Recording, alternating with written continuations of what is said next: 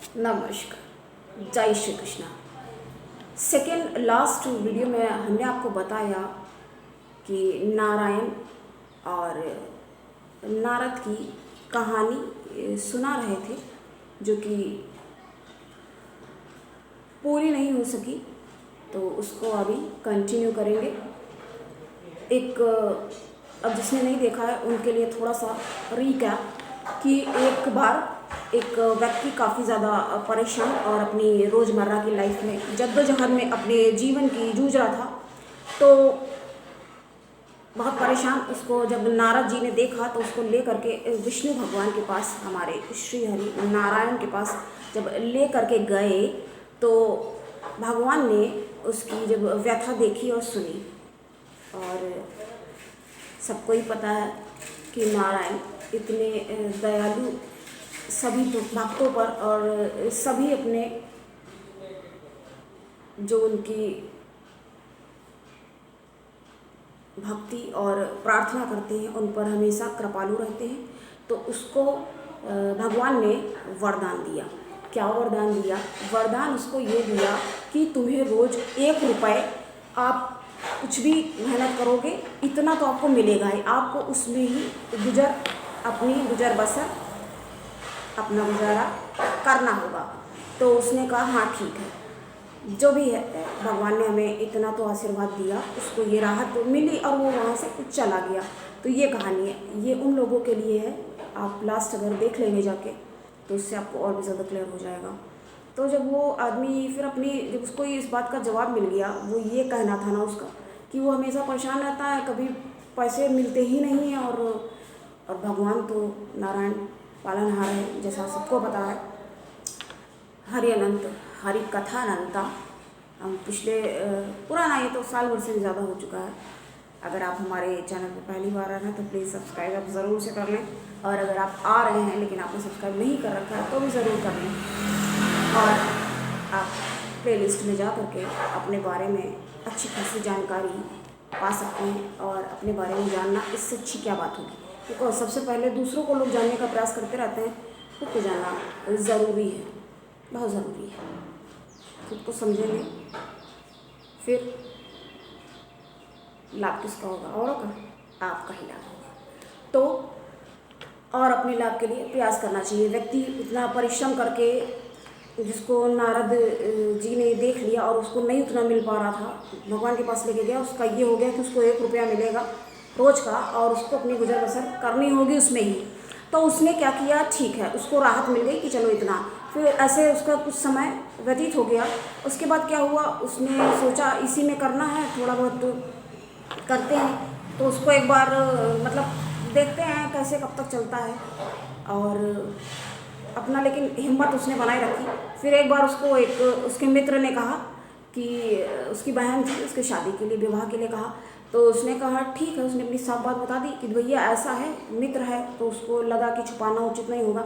साफ बता दिया कि भैया ऐसा है, 1 रुपया ही मिलता है, अब उतने में ही गुजर बसर करना होगा, तो तुम अपना समझ लो। तो उसने मित्र ने भी कहा तुम ईमानदार हो, साफ बात बताए हो, अच्छी बात है, ये अपनी साफ बात करते हो, तो ठीक है, जो भी होगा जैसा भी होगा ठीक है।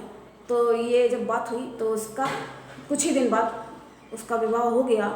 अब जिस दिन उसका विवाह हुआ उसी दिन अब वो गया और उसको खबर मिली कि अब उसको 11 रुपये मिलेंगे।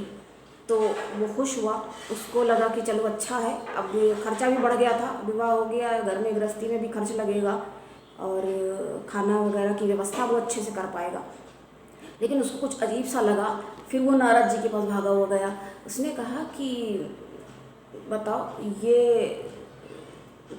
पैसा, ये हमको 1 रुपया का वरदान मिला था, लेकिन अभी ये क्या हो रहा है, अभी ये इतना पैसा ये मिल गया, 11 रुपया मिलने लग गया है रोज़ का, तो ये तो अच्छी बात है, तो ये तो खुशी की बात है। तो उसने नारद जी को जो बता दिया तो उन्होंने कहा ठीक है कि सही है, ये तुम्हें मिल रहा है, खुश हो जाओ फिर। तो वो भी खुश हो गया, उसको भी अपनी बात ये लगी कि बता भी दिया है तो इसमें कोई संशय वाली बात नहीं है। फिर क्या हुआ, अब उसका कुछ दिन बाद विवाह के अब उसको एक पुत्र भी मिल गया। उसका एक पुत्र हुआ जब, तब क्या हुआ, उसके उसके पुत्र के जन्म के बाद अब उसको फिर से प्रमोशन मिला कि अब काफ़ी जिम्मेदारी करते हो और बड़ी मेहनत से काम करते हो, अब तुमको 21 रुपये टोटल मिला करेंगे। तो अब उसको ये समझ में नहीं आ रहा ये पैसा बढ़ रहा है, ये क्यों बढ़ा पैसा। तो वो गया और उसने अपनी नारद जी को पूरी बात बताई। तो नारद जी ने हंसते हुए कहा, चलो तुम्हें हम फिर से नारायण के पास ही लगता ले चलें, तो वही तुमको बता देंगे सही से। हमें तो आ रहा है समझ में, लेकिन तुम्हें ये लग रहा है ये कैसे हो रहा है। तो जब वो नारायण के पास गया तो भगवान ने और नारद जी ने उसको समझाया, कहा तुम ये समझो कि जब इंसान ये कहता है कि कोई हमारा खाता है, उसकी जब भाग्य तुम्हें मिली तभी तो तुम्हें इतना धन प्राप्त हुआ। और तुम सबसे बड़ी बात ये है तुम्हारे धन बढ़ने की, और तुम्हें फिर पुत्र रत्न मिल गया। पुत्र रत्न क्या ऐसे प्राप्त होते हैं? तो कैसे मिल गया? इसलिए मिल गया क्योंकि तुम इतनी ईमानदारी से अपना काम करते हो। तुम उसको परेशान नहीं किए, तुमने अपने मित्र को भी साफ बात बता दी, और तुम्हारे मित्र ने तुम्हारी साफ जो स्पष्ट बात करने की आदत है, साफ गोई की प्रशंसा के स्वरूप ही अपनी बहन का विवाह भी तुम्हारे साथ 1 रुपया ही मिलता था। उसको लगा ईमानदार है तो आगे कुछ कर ही लेगा, और वही हुआ। तब तुमको 10 रुपये और ज़्यादा मिलने लग गए, 11 रुपये हो गए, और अब ये 21, और अब ये और भी बढ़ के 31 में पहुँचेंगे, क्योंकि तुम जितने ईमानदारी और कायदे से अच्छे से रहोगे, क्योंकि तुम किसी को प्रॉब्लमेटिक सिचुएशन में नहीं डालते। उसका मतलब ये भी हुआ ना। अब उसको स्पष्ट बात समझ में आई। तो यही कहानी का सार है। अब जब पुत्र आ गया तो पुत्र के भी 10 रुपये हो गए। तब उसको ये समझ में आया कि हाँ, उसको अपनी स्वयं की भाग्य से तो 1 ही रुपया मिलता था, वो 1 रुपया ही उसका है। बाकी का जो मिला है वो उसकी पत्नी के लिए मिला है, और अगले का जो आया है वो उसके पुत्र का है। वो अपना भाग्य स्वयं लेके आया है। तो जो लोग ये ऐसे कर सकते हैं, ये उन लोगों के मुंह पे एक तमाचा है ये कहानी। जो लोग कहते हैं कि मेरा, हम ला रहे हैं कमा के, तुम खा रहे हो और तुमने क्या कर दिया। अरे आ किसके भाग्य से रहा है? हो सकता है कि तुम्हारा तो वही बात आ गई ना घूम के, कि इनका तो पता चला 1 रुपये का ही है, वो आ ही 100 रुपया जब बढ़ रहा है। और उस पुत्र के लिए अभी 10 बोला है, अब कुछ ही दिन में, क्योंकि एकदम से बढ़ाएंगे तो कुछ टाइम लेते हैं ना, कि इतनी देर में देख लेते हैं। अब वो 20 रुपया उसका भी बढ़ रहा है। मतलब लड़के का भाग्य इतना तेज है, उस पुत्र का भाग्य इतना तेज है, क्योंकि पुत्र ने तुम्हारे भी भाग्य में वृद्धि कर दी है।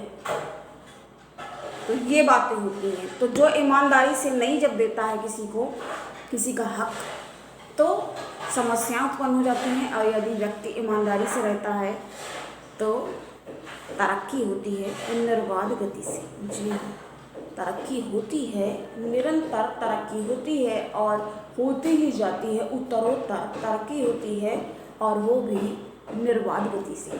तो ये कहानी हमें ये शिक्षा देती है कि व्यक्ति को संयमित जीवन जीना चाहिए, जीवन यापन करना चाहिए, और इस पे भरोसा करना चाहिए। अपने स्वयं के कर्मों पे भरोसा करना चाहिए, प्लस भगवान पे भरोसा करना चाहिए। जो भगवान ने उसको 1 रुपये के लिए बोल दिया कि तुम्हें इतना ही मिलेगा, तुम्हारा ऐसा ही प्रारब्ध है, समझ के उसको रोज का 1 रुपया तुम्हें इसमें ही अपना करना है। तो उसने वहाँ पे क्या किया, उसने हुज्जत और बहस नहीं करी कि 1 रुपये मिल रहा, कम से कम